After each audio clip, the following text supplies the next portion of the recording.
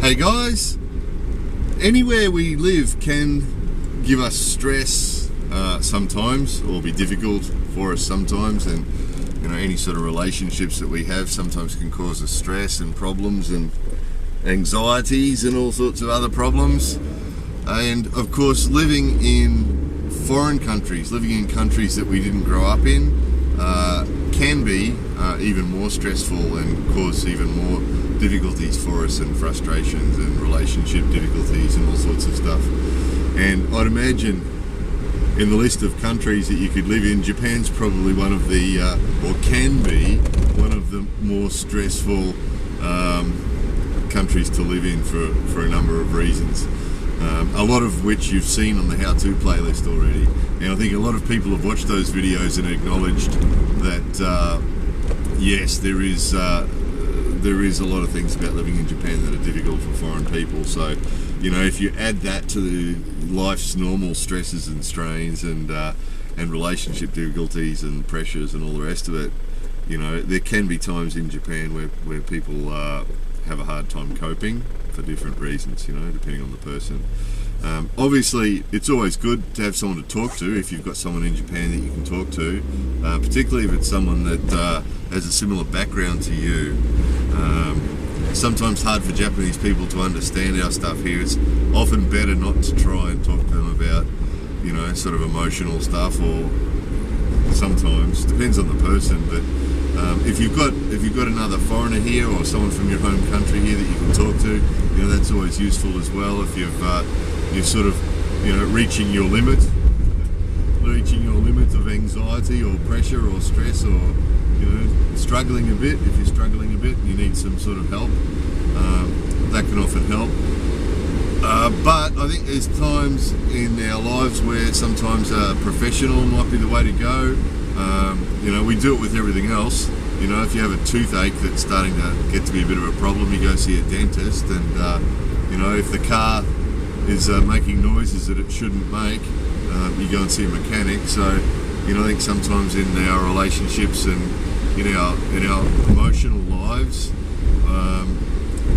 sometimes it's useful to go and see a professional. So in Japan that can be difficult because, of course, it's difficult to talk about the really difficult topics in Japanese. So it's preferable, of course, if we can find professionals that can speak English. And then I think it does help to deal with professionals who understand Westerners' thinking. If we can deal with people, if you do want to speak to a professional, a counsellor or a therapist or somebody, I think it's useful if you can find somebody, first of all, who can speak English, but then also somebody who understands us, us being people who have been brought up outside Japan. Because I think it must be difficult for Japanese professionals to understand us, because they're not used to what we're used to. It's the same as with dentists and doctors, I found the same thing with dentists and doctors in Australia, in Japan.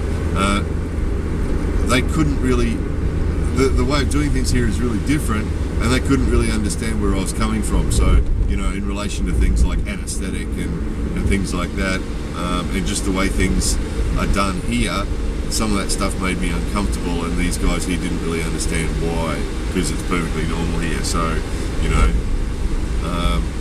I think it's the same as with the therapists and the counsellors. I think if you sit down with a Japanese therapist and counsellor who hasn't had dealings with foreigners, they're likely to not understand what you're talking about when you say that, you're finding that society here a little bit stressful, or you're finding living here is a little bit high pressure. They might not understand why, because to them it's all perfectly normal.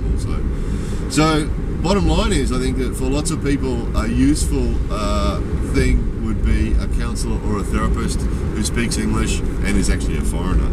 Not always the case. I mean, I'm sure there's some absolutely excellent Japanese therapists and counsellors who speak English really well and understand foreigners really well. I'm sure they exist, but very hard to find either in Japan. So on the English Friendly directory, we have been collecting as many counsellors and therapists around Japan as we can find who are English friendly. So we're also looking for more. So if you look on the directory, you'll find there's a lot in Tokyo and there's a lot in a lot of the other major cities, and we're still trying to track down some more in the other towns and cities.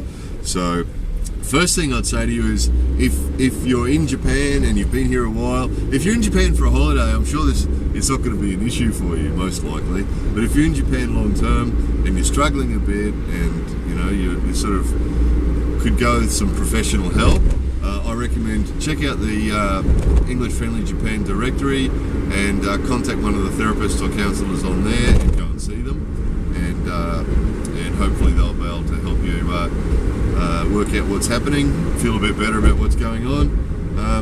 As for other people, if you happen to be living in Japan and you happen to know some counsellors or therapists in Japan, please ask them if they are English friendly, if they can speak English, please ask them to list themselves on the directory, because I think the directory is great. It's really good if you can find an English friendly bar or an English friendly restaurant, or English friendly bookshop.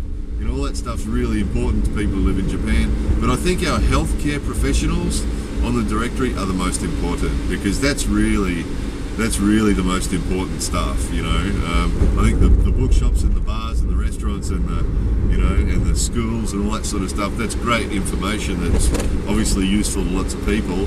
But I think the healthcare stuff, the counsellors and the therapists and the dentists and the doctors, and they're the services that I think are really life-changing to people.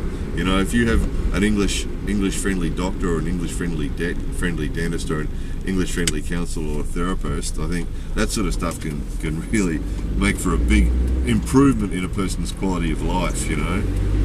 So I really think that I'm really proud of the directory, and I think that it's doing some really good things there and helping out a lot of people. But I really believe the healthcare listings are the most important. So, I'm really keen to see everybody using the healthcare listings, to use the people that are listed on there. And I'm also keen to get more on there, because I'd like it to become, if it's not already, may well be already, but I'd like it to become the best list of healthcare professionals, English-friendly healthcare professionals in Japan, because I think it's really important. There really isn't anything, some of the embassies and consulates, some of the foreign embassies and consulates have lists of English-friendly services on their websites, on their consulate and embassy websites. But to be honest, when I first came to Japan, I used a couple of those lists myself, and they were not good. In particular, I used a immigration lawyer from one of those lists, and it turned out he was incompetent. It ended up costing me about probably close to $10,000. His bad advice cost me about $10,000. And when I went back to that embassy website and checked that listing a couple of months later, I found he was gone. So they just listed him on there, without knowing that he wasn't any good, and they just listed him on there. So I've also found those lists are fairly short and they're not real comprehensive. So of course, it's not the embassy or the consulate's job to give us big lists of English-friendly services in Japan. It's not really their job. So I think that's the English-friendly directory job to do that. So that's why we want to build those lists on there as much as possible. So please, guys, please use the directory as much as possible, particularly the healthcare, but all the other listings as well. And please, if you know any English-friendly healthcare professionals in Japan, please encourage them to list themselves on the directory, because you might well improve somebody's quality of life by doing that. If they've got someone that they can use on there, and just tell if the healthcare professional is a bit deep pockets and short arms and doesn't like spending money, tell them they can make the free listing on the directory, so it's not going to cost them anything. Okay. Tight ass. Tight ass. More videos coming soon.